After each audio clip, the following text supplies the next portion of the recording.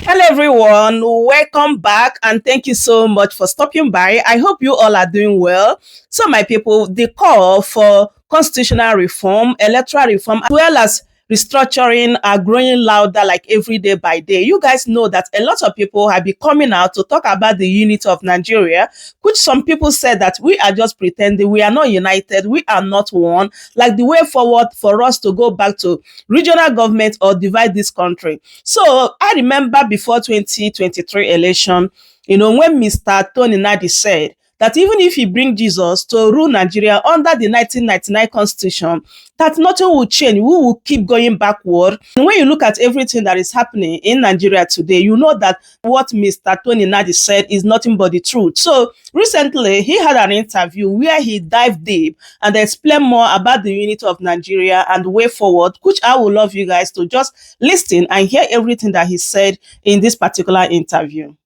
55 years after the Biafra War, the question still rages: is Nigeria's unity negotiable, or is the current structure cast on an indestructible stone? What will be the fate of various ethnic nationalities who want a renegotiation of the current governance and administrative structure, and with very prominent Nigerians lending their voices for that call to take another look at the 1999 Constitution? Is it time for that particular reforms to start? I am joined tonight on the Eastern Eye by Tony Nnadi. He is the Secretary General of the Lower Niger Congress, LNC, and the co-convener of the Nigerian Indigenous Nationalities Alliance for Self-Determination, NINAS. Thank you so much for joining me tonight, Tony Nnadi. Happy New Year to you. I'm not sure we've had any encounters this New Year. And I'd like to know from you, matter of fact, with all the people that are now raising their voices for another look at Nigeria's constitution, particularly speaking now, the 1999 constitution, what is their main call when they say, well, we need the constitution to be tinkered with? What are they actually asking for? Well, first is for us to understand the meaning of constitution. Many think it is that booklet that is printed in green, white, and green. No, constitution goes far beyond that.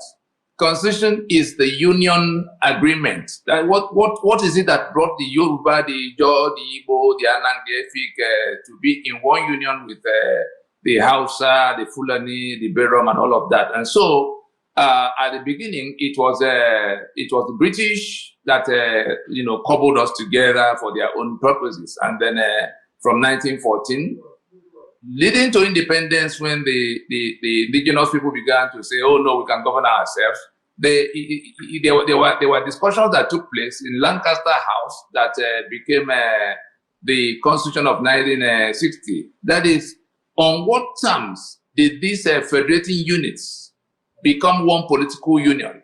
It was agreed in those discussions, on account of our diversity, to be a federation and a secular state. Those are the two fundamentals, because you go back to the period between 1953, when Enohoro moved the motion for independence and it was blocked by the Northern delegation. That is, they said they were not ready for independence. They wanted autonomy. It all revolves around autonomy in terms of the federating units. What are they able to do for themselves?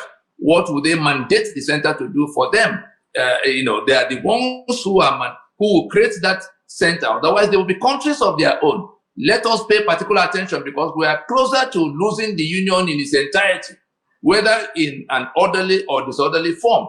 People are choking in that Nigeria that the British put together. People are choking in that Nigeria that is no longer working for them, that has become like a monster, feeding on their blood.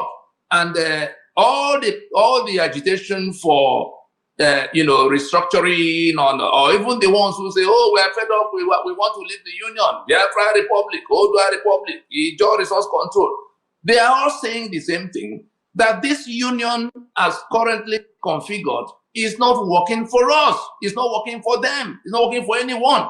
And when we go back to the constitution that everybody is talking about, the instrument on the table, framing that Nigeria, defining the power relations in that Nigeria, defining the formations. How did we come about 36 states from a federation of 4 regions that started as 3 in 1960, becoming 4 in 1963? How did it become 36 federating units today? How did a top tier of government get smuggled into that constitution? 774 local government areas that have now become government units that will be financed every month. 812 governments that had to gather every month and share money. Whereas at the time we had only 4 regions, there was more governance. Now we have 812 governments, and there's no government going on at all. Just people gathering to share money, because that is what the criminals who imposed this current instrument on us intended. Why do I call them criminals? Why do you put my signature on a document you don't have to discuss with me? I've been crying and shouting since at least 1999. It started in 1979 from Murtala Mohammed's commissioning of it in 1975. And everybody from every part, the Yoruba, when Abiola fell into the situation that eventually consumed him, the Yoruba practically left the union. When Awolowo ended up in prison from independence with election, it was like the union had broken down. Then it became the turn of the East. They went to Aburi to try to discuss. The union was still born. The union did not. The union agreement was not, structured in such a way that it could stand. The British that put it together knew what they were doing. It was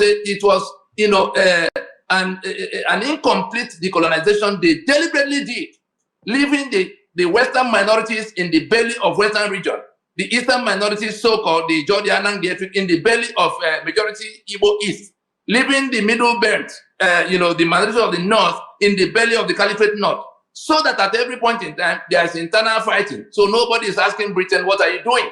And so where we are now is that with that unitary constitution that was a departure, what went wrong with Nigeria? Let us listen carefully, because that Nigeria we think is in place is not as much in place as we are imagining, because there are people who are talking and who are doing things 24 hours to extricate themselves. And if they now happen to be a majority, because they look around the country, look at the map behind me, and you begin to ask yourself, are the Yorubas happy in this union now, despite one Bola Tinubu becoming president, or Basojo yesterday becoming president? Are they just rejoicing in this union now, despite the Jonathan that was president the other time? Is the Middle Belt happy in this? Are the Igbos rejoicing, despite being all over the country and trading as best as they could? But where the problem is that the question of union, that is, on what terms are we here today? The one of 1914, we understand. The one of 1960, again, we can say to an extent, we understand, because there were meetings that settled the question of federation. That is the question of the terms of union. That is, we will have to be a union of autonomous regions that are cooperating on definite, terms. They have autonomy, they have control, they have ownership and control over their economic assets, and they have autonomy on so many governmental powers. That was the description of what they settled for. That was the basis of becoming one political union. And Sharia was removed when Ahmadu Bello insisted on Sharia for the northern region, and the middle belt, Joseph Tucker and co. said, no, it can't be so. We are not Muslims to now be governed by Sharia. They insisted on being separated from that northern region if Sharia will have to be, imposed. And so the Williams Commission that dealt with the complaints of the minorities from across these 3, regions came to the conclusion that they have to remove what they did to solve the problem was to remove Sharia and put in place the one they call penal code, in which people who are not Muslims are not to be criminalized by the things that are ordinary, their own ordinary culture in a Sharia environment. And so we're saying that the fundamental agreement to be in one political union for these 3 otherwise independent units that could have been countries of their own from that 1960, the basis of becoming one political union was because they finally agreed after almost 9-10 years of serious discussions and debates to be a federation and a secular union. From the point we began to depart from that, those two being a federation, meaning that the units that were supposed to be forming the union were now, subjugated. They were toppled in 1966 when the constitutions that defined the union, 5 constitutions, 4 regional constitutions and 1 federal constitution that defined the union, got toppled from the coups of 1966. All right. We couldn't find settlement. It became war. After that war, instead of going to solve the problem, Murtala Mohammed now commissioned a constitution, a unitary constitution that Obasanjo helped them to process through the Constituent Assembly of 77 that became, but bottom line was that at the end of the deliberations of that Constituent Assembly, Obasanjo on the 21st of September in 1978 announced 17 amendments to the finished work of that Constituent Assembly. So what came out as 1979 Constitution had nothing to do with the people of Nigeria. It was an imposition. And then they carried it forward in 1999. Here we are today, 68 items of exclusive lists that remove all the powers, all the assets from everybody and loaded into the hands of that center, pointing guns at everybody else. Economic assets. 68 in those items, the powers to do my electricity, the power to do my road, the power to organize my security, the power to do my own refining. I have crude oil. I can't take from it to refine for my own use. I have gas. They are selling it to Europe today without talking to me. And they think they have a Nigeria that will become great. Those whose economic assets have been confiscated and hijacked by that illicit federal government, because we can't have a federal government without a federation. We have ceased to be a federation. Why do we have a federal government with all these humongous powers? How did we come about the 36 states that make me now, absolute minority that can't even raise my issue in the place of decision making? Look at that National Assembly.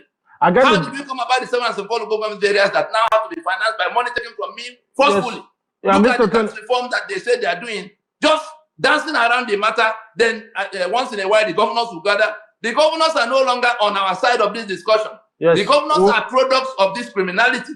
The states that are created, that produce them, pay them money every month. That is what they are interested in. The senators from each of these places, they are no longer on the side of the Joe that is crying, the Ogoni that is crying, the Yoruba that is crying, the Igbo that is crying, the Beram and the Thief that are crying. Their governors have joined the enemy that is holding them down with this unitary constitution. That's where we are. And we said, has it not come to where if we were to refresh the theme of this interview session, in which you're saying, interrogating the non-negotiability of Nigeria, the question should really be, is it still up for debate whether after 64 years of failure, we shouldn't go back to, reworking what is not working? Everybody can see it's not working. I totally get it, Mr. Nnadi. Yes, Mr. Nnadi. So sorry, I had to. You made a point, which is, of course, that before independence, series of meetings were had between the colonial masters and the ethnic nationalities. So it looks like what is missing now is that opportunity for everyone that is concerned, if you like, you call them the stakeholders of Nigeria or the owners, like the way you put it, for them to sit together and have discussions on how things will move forward. So that's what is missing, isn't it? That's what's missing. And also bearing in mind, before you finish posing the question, also bearing in mind that the remedy that those who are choking in Nigeria are seeking is called self-determination. And it is inalienable. Their sovereignty have been hijacked. That's what they are complaining about.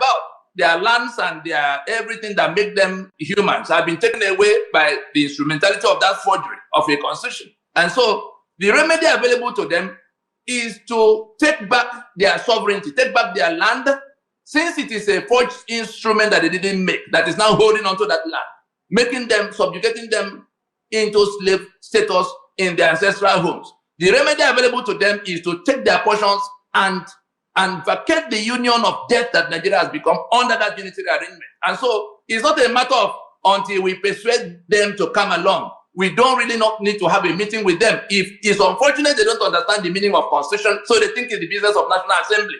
That's a product of that scam. They don't understand the meaning of sovereignty. So they think our sovereignty is now with them because they sit in Abuja. And so what we are doing in NINAS is to place a plan on the table by which we can approach this issue and settle it in an orderly form. Otherwise, it will settle itself in the most disorderly form anybody can imagine. The owners of the lands that you now call Nigeria together are working their way out of the union of death, and they don't need any meeting with anybody blowing siren in Abuja, no matter how many guns they gather, because it is that constitution that gives them monopoly of the guns. It is that constitution that gave them our economic access to manage in the manner they are managing without being accountable to anybody. It is that constitution that gave them immunity that is fueling their current impunity. It's that constitution that gave them the spare key to the treasury to take out the money and impoverish the people as they deem fit, unaccountable to anybody at all. And so that's the nature of what is at stake. That we can choose now to sit down and rework it to the accommodation of all, or we all remain on our high horses, pointing guns at everybody and hoping that Nigeria will become great from such a foundation of atrocity, such a foundation, a non-existent foundation, if we were to put it there as it is. And so that is what that we don't have forever. We don't have all the time we think we have now to persuade those who are not listening at all. 25 years is much more than enough of telling those who swear to defend and uphold that instrument of death that we can no longer take it. The only thing remaining now is that the NINAS is now mobilizing those who are choking in that union. That's the victims of unitary Nigeria to do whatever comes within our reach to do to stop the enforcers of unitary Nigeria. Who are those enforcers? Those who swear to defend and uphold the instrument, the constitutional instrument that makes us slaves in worse than apartheid. So it's a very clean line. And the venue we have chosen for that fight is the journey to the election of 2027. Let everybody who has an ear hear now that those who are going to 2027 elections under the 1999 Constitution will be treated as the enemies of the people. NINAS will mobilize those who suffer one thing or the other under that Constitution 1999, that fraud of 1999, to confront those who are planning to drag them to another round of election that will renew the life of that Constitution. We have endured it sufficiently. And those who insist that it must remain the basis of union undiscussed are going to have a street fight, particularly the political parties. Characters like Peter Obi that say that constitution is not the problem. Anybody who is doing political party, the religious leader that mobilized for PVC for them, taking advantage of the ignorance of the people, all of them will have to be confronted inch by inch, meter for meter, every day until they get to the next election. We make no distinction between party A or party B, PDP, APC, Labour Party. They all subscribe to that constitution that dispense death to the people. They all subscribe to it, and so we do not care whether it is one party or the other that is going to win. We are saying under which constitution are we going to this election? Because the winner of that election in 2027 will swear to defend and uphold that constitution that puts this level of impoverishment we have seen. Nigeria has become the global capital for poverty. You can see what has happened to the people. Millions of people. We now have a detached government, a government that has its own economy, different from the economy of the people. You saw the government declaring a surplus of 10 trillion just the other day. So they have their own economy, whereas the people are declaring hunger and stampede, dying for food in a country that sells over 3 million barrels of crude oil every day. And they sit in Abuja painting the face and the lips and the hairstyle of this lady that is dying in all the other parts. The leg is in Port Harcourt, rotting away. The hand is in Benue, withering away. The kidney is in Nasarawa, about to pack up. And the people sit in Abuja, showcasing Abuja as that Nigeria. It is all going to collapse like a pack of cards because we can't put something on nothing and expect it to stand there. All right. You made a point about the plan of NINAS because yes. Some people listening to you would want to know how you want to accomplish whatever it is you want to put across.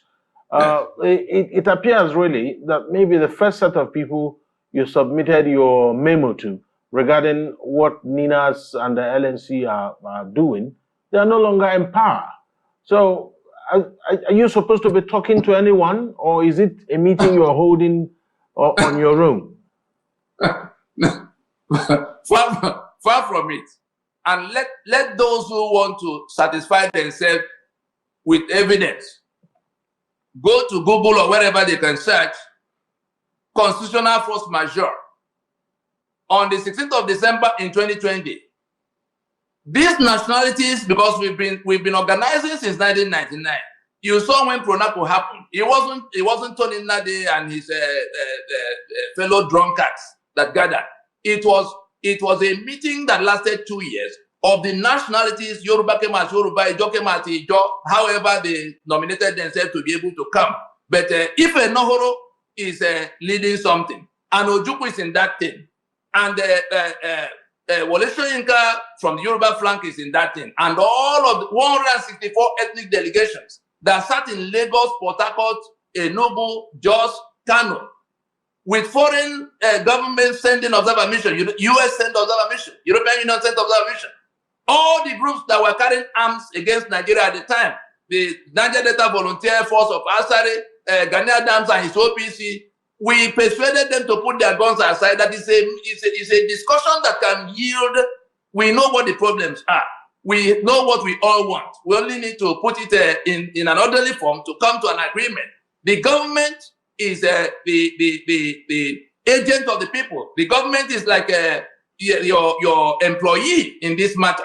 And so the owners of the sovereignties that are consolidated into the Union of Nigeria were the ones holding that meeting. And we finished from there. We went to court in 2007 to say that this constitution is a fraud, is a forgery. We didn't make it. It's choking us, and it's leading us to Golgotha, to damnation. From that time, it went to where solemn assemblies then happened of people coming out in their spaces. You saw the day the Yoruba did their own in Adamasingba Stadium in Ibadan. The governors were all there. Who else do you want to see in the process that became NINAS eventually?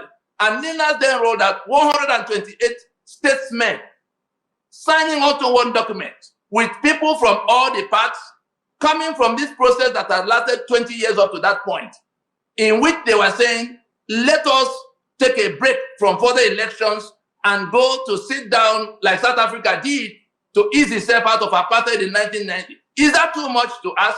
We are not asking those in government house to vacate, or we're not going to behead them. We're saying, look, whoever is in government house, remain in government house in this transitional period for the purpose of providing nominal governance. In the period we need to have this discussion. And it shouldn't take more than 6 months, 1 year to bring it to where it becomes the replacement for that imposition that is choking everybody. That's the only thing. And so talking about who it was presented to, on the date that force majeure was presented, that is this plan, this proposition for how it can be done, start to finish. Buhari was president. APC government was in place. The leader of that party is the current president. That current president, Bola Tinubu, he became governor of Lagos from our fold in Nadeko. At what point did he now become a stranger? All the time he was governor, when Obasanjo was seizing council fund, we were all together in trying to say, this is a federation, it cannot be so. Then he comes all the way from there to now take a faction of that party to go and join up with the caliphate that was looking for how to overrun everybody. And we got to this. There's nobody in government today that will say he has not, because this government is a continuum. We presented what it was. It is still printed as it is in Guardian newspaper of January 20th, 2021. 4 full pages, signed by 128 statesmen, including people who have been service chiefs, governors, a former vice president of the country. All of us saying, look, we have a problem. Let us acknowledge the problem for what it is, the constitution, the unitary constitutional arrangement. Let us commit to solving the problem, total decommissioning of that instrument. Let us stop the journey to election that is mandated by that constitution so that we can deal with it sooner than later. Let us now acknowledge that and accept that it is the owners of the sovereignty that will have to come to decide this matter, not the National Assembly that's a product of that constitution. And then let us put a time frame to it by making an announcement. Those are the 5 points of the 5-point proposition of Nnadi.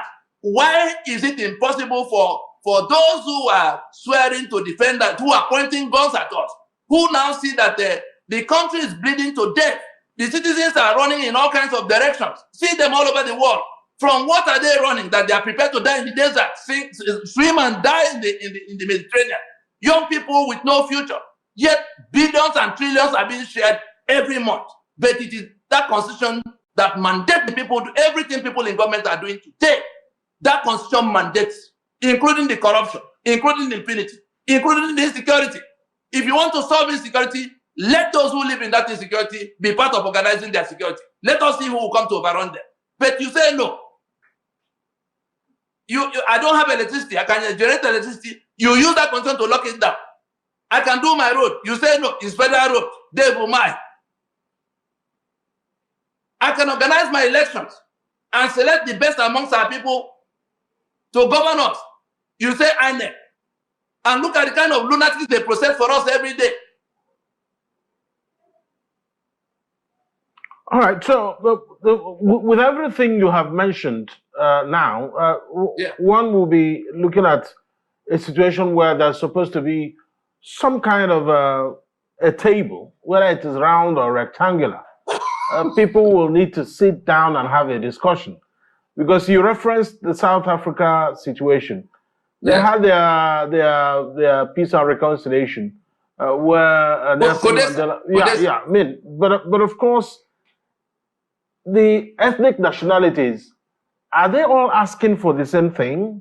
Because you've referenced Ijaw, Birum, Yoruba. Are they all asking for the same thing? Because for some of them, they think that they are getting the shorter end of the stick.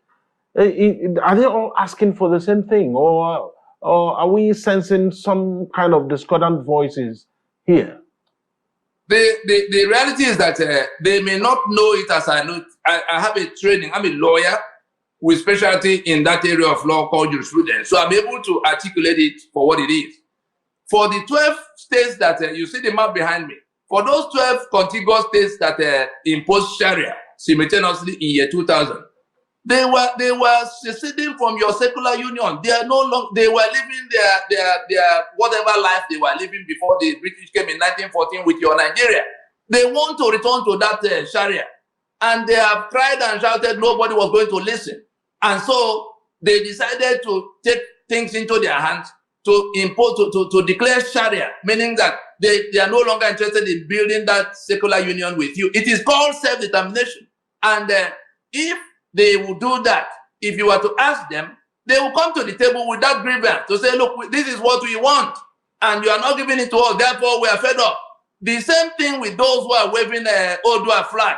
You saw them in Downing Street the other day. You saw them in Ibadan trying to beat up the governor in one corner. And so they are all rejecting the Nigeria that has become their owner. Nigeria that has become a monster that is choking them. The same thing with those waving Biafra flag. The same thing with those who are talking about resource control. Whichever way they put it, the important thing is that they are demanding a reconstruction, a renegotiation, and a reconfiguration of the constitutional arrangements of Nigeria. That's all they are doing. And it is called, that demand for restructuring is a desire for self-determination. What is self-determination? It is on account of their sovereignty that that right to decide how they live in their space accrues to them. That is the global, that's the global standard on that subject matter. The Germans are in Germany, governing Germany. The French are in France, governing France. The Scottish want to govern their Scotland away from UK. It is called self-determination, and it's an inalienable right. Nobody has to agree with you outside your own space. And so what has to happen is that sanity should return whilst we can still settle this matter. What is that sanity? I'm sure you heard of Obasanjo that imposed that instrument in 1979. You heard him clearly in Port Harcourt saying that Nigeria cannot progress to anywhere else except the owners of the country are allowed, that the peoples of Nigeria, that could have been countries of their own, are allowed to go to sit down to renegotiate their union and work out what will become constitution they want to defend. That's Obasanjo. You had Emeka Anyoko after his initial error of thinking that there will be a draft constitution for a start, saying, no. Let everybody come and discuss, and that even if you bring a Michael to manage Nigeria as it is, that Michael will fail. You had Ngozi Okonjo coming to address the lawyers' meeting to say it is because we have not settled the social contract that the country is upside down. You had Kingsley Moghalu saying so, that no economy can be built on the constitution that is upside down. You had Sarah K. Dixon. You had Obong Victor Atta breaking it down further just a few days ago. Who else do you want to hear on this matter? Or is it when the place goes up in flames again, like it did in 1967? And so we are saying that it is a matter of accepting that we have a problem, unlike what is going on now, where people sit in Abuja reeling out animal farm statistics for us about how GDP is growing. You have an economy that is detached from the people.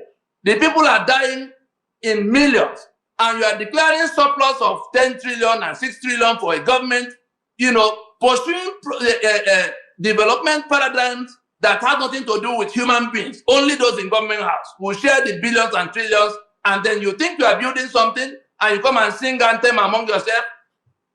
Put yourself in the shoes of those who are the receiving end of that criminality, because Nigeria has become a criminal enterprise under that constitution. We are saying that let us, those who are planning to go to it, because we have already defined what our right is in the circumstance. Our right is the right to self-determination.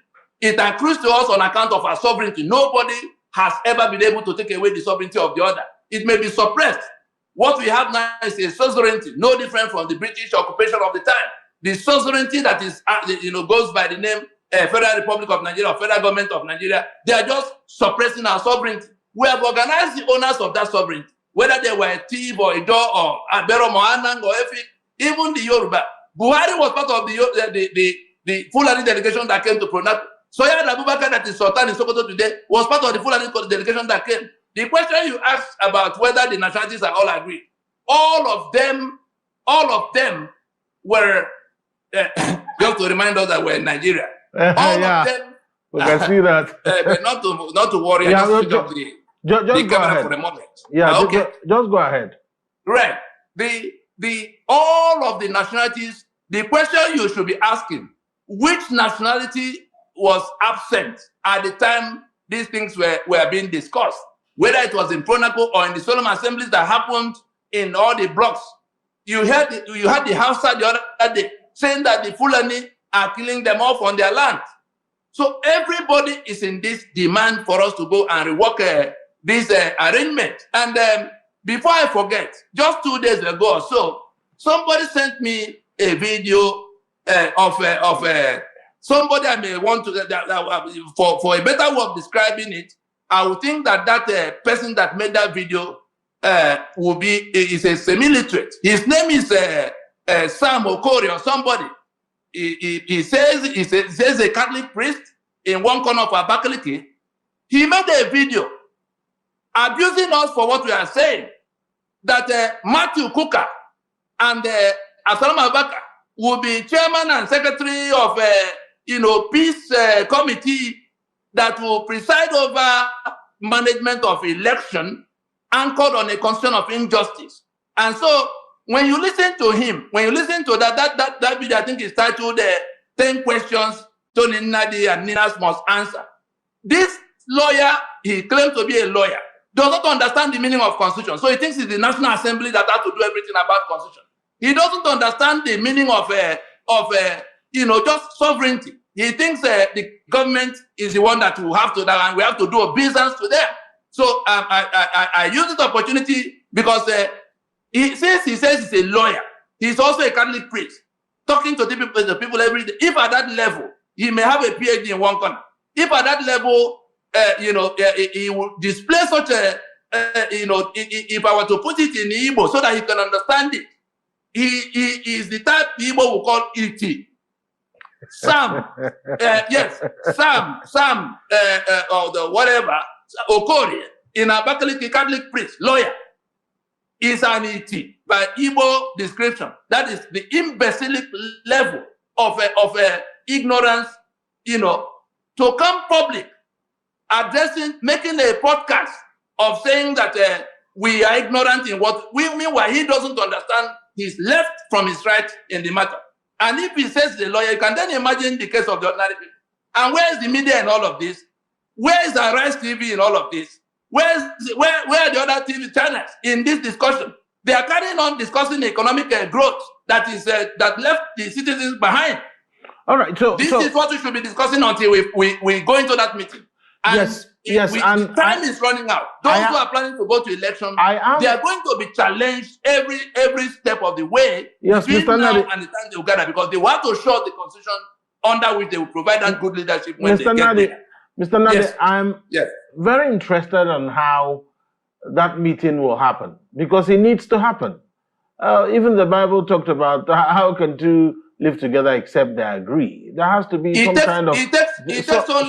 It takes only one announcement. It takes one announcement, and all the paperwork has been done. It takes one announcement. Those who sit in Abuja. Who will make the announcement? Those who sit in Abuja, the one who is president, the ones who gather with him as governor and governor's forum, all of them who pretend they are not hearing what the people are saying from across the length and breadth of Nigeria, sitting in Abuja.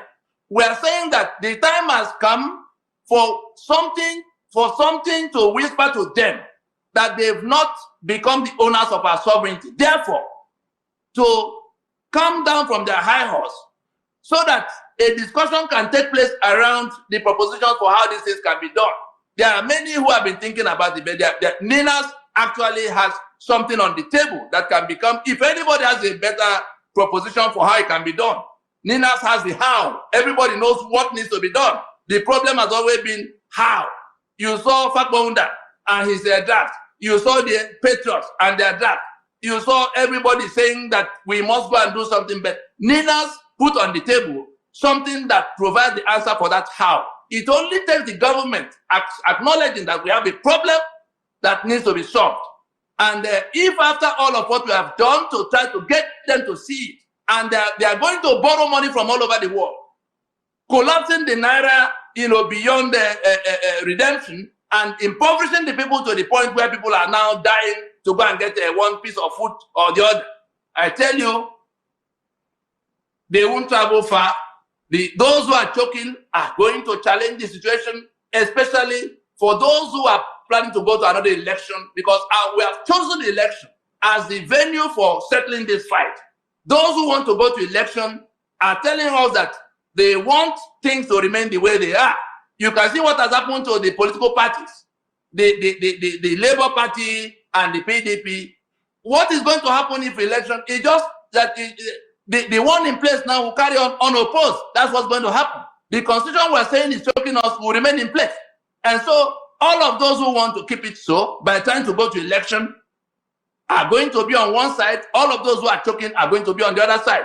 But we're going to get them to see that the sovereignty belongs to the people. That's why they say power belongs to the people. Go to section 14(2)(a) of that constitution to hear what the ones who wrote even this disputed constitution acknowledge there. They say sovereignty belongs to the people, from whom government, through this constitution, derives all its powers and authority. Meaning that if the people have not made a constitution, there's no document you can throw up from anywhere that will become constitution. And there are 3 stages to it. There are 3 issues that have to be resolved before we can have anything that will settle this matter. What are those 3 issues? Go back to that preamble. The first claim that we, the people, meaning you have to get down to where it is the Ijo sitting as Ijo, the Ogoni sitting as Ogoni that are discussing, Yoruba sitting as Yoruba discussing. Then, in the claim that solemnly resolved to live in unity forever as one individual, it must be their decision, because it is in that discussion that they will now settle the terms.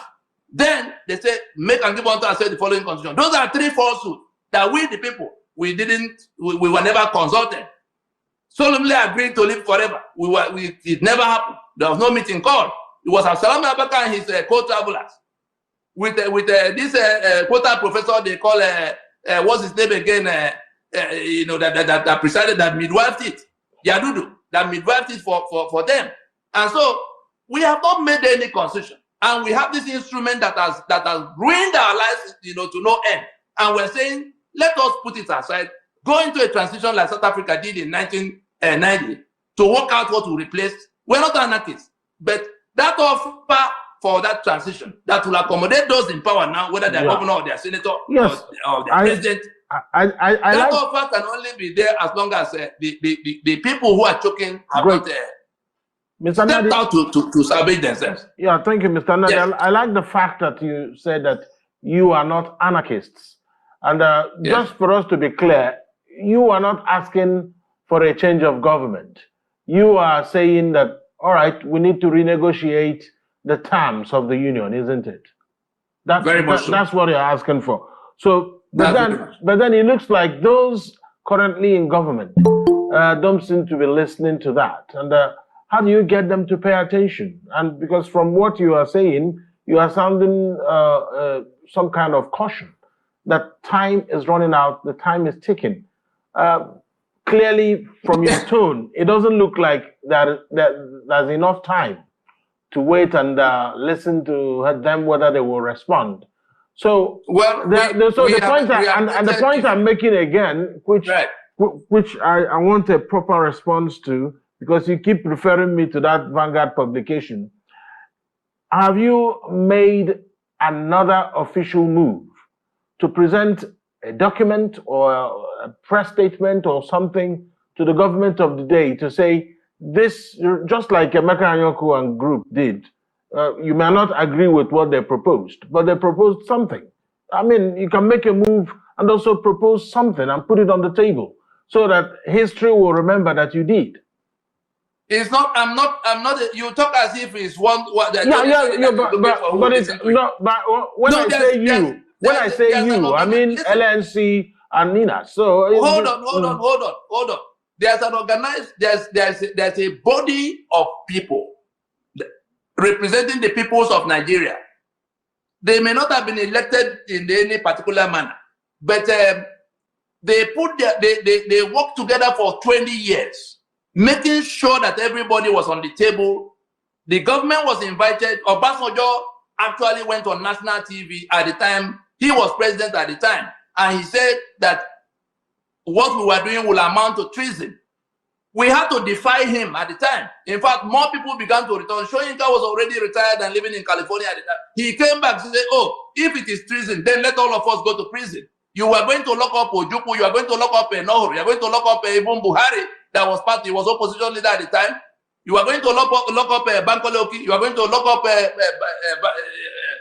Bishop Bonigi and all of that. So we were going to lock up the leaders of all the agitation groups that were armed, but which were ready to listen to us in that period that the government had lost control of all of them. And so we had this thing. It's not a newspaper. It's not a publication we're talking about. It is the fact that there is something that was written down and presented to the government of the day. It is that same party, those same people that were doing that governance. The only person that has moved from among them is Buhari himself. Unless they are saying that the government died and this is another one that has nothing to do with that other one. Government is a continuum. We will not waste any energy to come to represent it to them. If they are waiting for that, they will not get that. The document is there. We've referred to where it is in print. They have to go to look at it themselves. And there are people in that government who were very much a part of how it got to where we presented it the other time. So it is still sitting there with government. We took it to the UN Security Council and the Trusteeship Council because the world will soon hear that the owners of Nigeria are dismantling their stupid union. That is what the world will hear. That the Ijaw are fed up, the Yoruba fed up, the Ogoni fed up. Tell me who wants Nigeria the way it is. Tell me one group other than the drunkards that are seated pretending to be acting on behalf of all of us, whereas it is our forged signature that mandates them. Our signature we didn't make, that they put on an instrument that took our economic assets, put in their hands, get them the spare key to the treasury, get them the guns in monopoly, and they hung on to it. Even with all of the efforts we have made to say, can we go to sit down and look at this matter again? Nobody's coming to present anything to anybody in Abuja anymore. the owners of the lands you call Nigeria. Yoruba will be a country of 60, 70 million people today if Nigeria were to fail to be.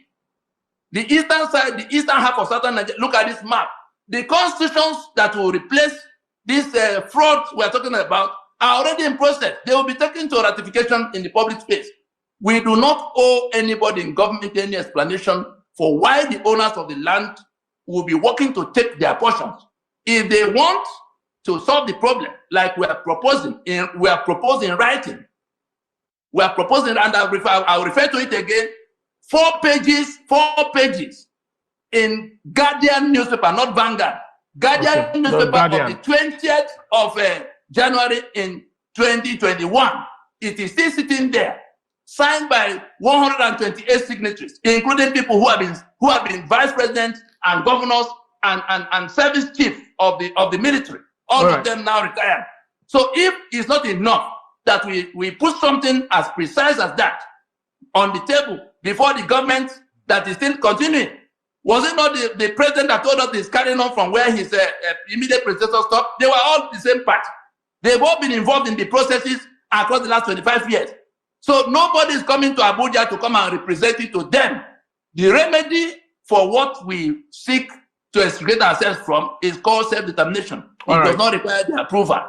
Well, unfortunately, the mediocrity will catch up with them on this occasion. So, my people, that is it. I hope you guys had everything Mr. Tony Nnadi said in this particular video, which I quite agree with him, honestly, because it is as if this 1999 constitution is only meant for those that are in power, because they are the ones that are benefiting from it. So, since Tinubu entered office, people have been talking about electoral reform, that if we do not do something about electoral reform before 2027, then we are just wasting our time. And right now, the Senate, they are not even talking about electoral reform. So they are not interested to do anything about it. They just want to continue the old methods, which they know very well that they are benefiting from it. I don't know what you think about everything Mr. Tony Nnadi said in this particular video. And I would love you guys to leave your thoughts in the comment section as always. Please don't forget to subscribe if today is your first time here. Share the video to your friends and family, and give this video a thumbs up as well. Thank you so much for watching. I will see you guys in my next update. Goodbye for now. Welcome to Shammer's